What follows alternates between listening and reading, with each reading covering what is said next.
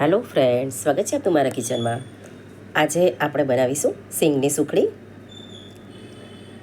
તો સિંગની સુખડી બનાવવા માટે મેં અહીંયા 1 વાટકી જેટલા સિંગદાણા લઈ લીધેલા છે। તેને આવી રીતે 8 થી 10 મિનિટ જેટલી મીડિયમ ગેસની ફ્લેમ રાખી અને શેકી દીધેલા છે। અને ઠંડા થાય એટલે આપણે આવી રીતે છોડા કાઢી દેવાના। બધા જ છોડા કાઢી દેવાના છે। તમે જોઈ શકો છો ઠંડા પણ થઈ ગયેલા છે સિંગદાણા। ઠંડા થશે તો ઇઝીલી બધા છોડા નીકળી જશે। બધા છોડા કાઢી અને આવી એને ક્રશ કરી દેવાના છે। આપણે ખાંડણીમાં ક્રશ કરશું તો પણ ચાલશે। 1 વાટકી મેં અહીંયા ઘઉંનો લોટ લીધેલો છે, જે રોટલી બનાવીએ છીએ તે। 1 વાટકી ઘી અને 1 વાટકી જેટલો ગોળ કતરીને ગોળ લીધેલો છે। અને 1 વાટકી જેટલા મેં અહીંયા સિંગદાણા લીધેલા છે, અધકચરા રાખેલા છે, એકદમ લોટ જેવા આપણે નથી કરવાના, તો તેનો ટેસ્ટ એકદમ સરસ આવશે।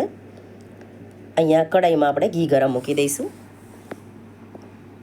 અને એની અંદર આપણે ઘી સહેજ ગરમ થાય એટલે આપણે એની અંદર લોટ નાખી દઈશું। ઘી 1 વાટકી કરતાં થોડું વધારે છે એટલે અહીંયા હું લોટ પણ થોડો વધારે ઉમેરું છું।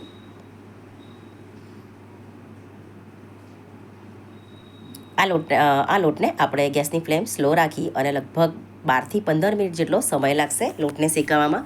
જેમ જેમ લોટ શેકાશે તેમ તેનો કલર પણ બદલાશે અને સરસ એવી સુગંધ પણ આવશે લોટમાંથી। લગભગ 12 થી 15 મિનિટ જેટલો સમય લાગશે અને જેમ લોટ શેકાશે એકદમ ફ્લફી એવો થઈ જશે લોટ પણ। ગેસની ફ્લેમ ધીમી રાખી અને આપણે આ લોટ શેકવાનો છે। તમે જોઈ શકો છો લોટનો કલર પણ બદલાઈ ગયેલો છે। જ્યારે પણ આવી રીતે લોટનો કલર બદલાઈ જાય એટલે આપણે જે અધકચરા વાટેલા સિંગદાણા છે તે અંદર આપણે ઉમેરી દઈશું અને સિંગદાણાને બરાબર પહેલાં મિક્સ કરી દઈશું આવી રીતે। હવે આપણે ગેસની ફ્લેમ બંધ કરી દઈશું, ગેસ બંધ કરી દઈશું। ગેસ બંધ થઈ જાય પછી જ આપણે જે ગોળ જે કતરીને લીધેલો છે ઝીણો ઝીણો તે અંદર ઉમેરી દઈશું અને એને બરાબર મિક્સ કરી દઈશું। લોટ અને સિંગદાણા બંને ગરમ છે એટલે સરસ આપણો ગોળ પણ અંદર ઓગળી જ જશે। બરાબર એને મિક્સ થઈ જાય પછી આપણે એક થાળીમાં ઘી લગાવી અને એને એ થાળીમાં પાથરી દઈશું। ગોળ આપણે જ્યારે લઈએ ત્યારે ધ્યાન રાખવાનું કે એને ઝીણો ઝીણો સમારી દેવાનો, મોટા ગાગડા નહીં રાખવાના। હવે આપણે એને થાળીમાં ઘી લગાવી દઈશું પહેલાં અને પછી આવી રીતે સુખડીને ઠારી દઈશું અંદર। તાવેતાની મદદથી પહેલાં આવી રીતે બધી જગ્યાએ બરાબર સ્પ્રેડ કરી દઈશું।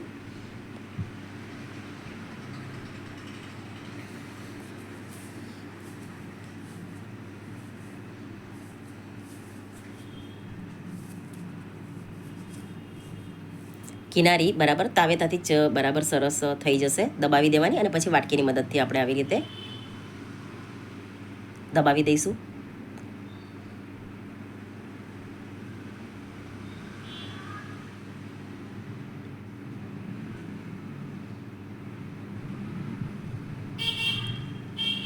પછી આપણે એને કટ કરી લઈશું। જ્યારે સુખડી ગરમ હોય ત્યારે જ થોડી ગરમ હોય ત્યારે જ એને કટ કરી દેવાની એટલે ઇઝીલી પીસ પણ પડી જાય।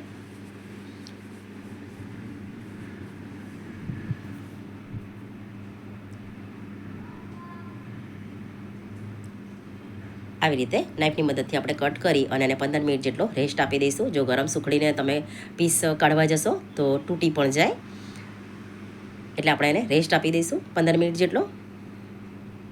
તમે જોઈ શકો છો આગળના 2 પીસ મેં કાઢી દીધેલા છે, ઇઝીલી બધી સુખડીના પીસ નીકળે એટલા માટે।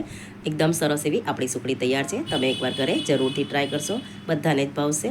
તમને જો મારી રેસીપી પસંદ આવી હોય તો મારી ચેનલને લાઈક, શેર અને સબસ્ક્રાઈબ કરશો। Thanks for watching.